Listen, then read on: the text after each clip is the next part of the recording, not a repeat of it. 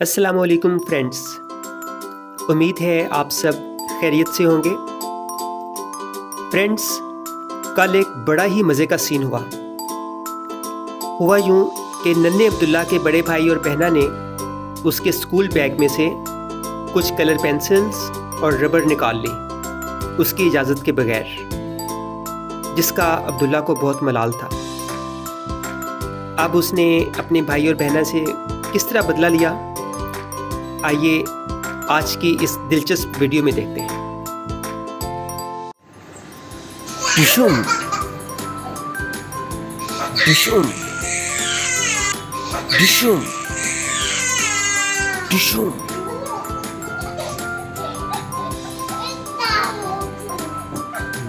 ڈشم ڈشم ڈشم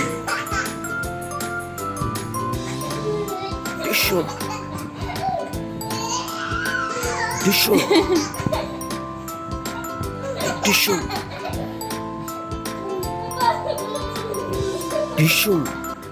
اب بڑے بھائی اور بہنوں کو جرت نہیں ہوگی کہ عبداللہ کے اسکول بیگ میں سے کوئی چیز اٹھائیں اس کی اجازت کے بغیر۔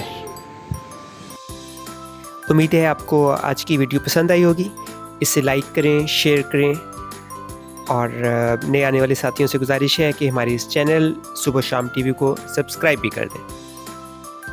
ملتے ہیں آپ سے انشاءاللہ نیکسٹ ولاگ میں ایک نئے آئیڈیا کے ساتھ۔ تب تک کے لیے اجازت، اللہ حافظ۔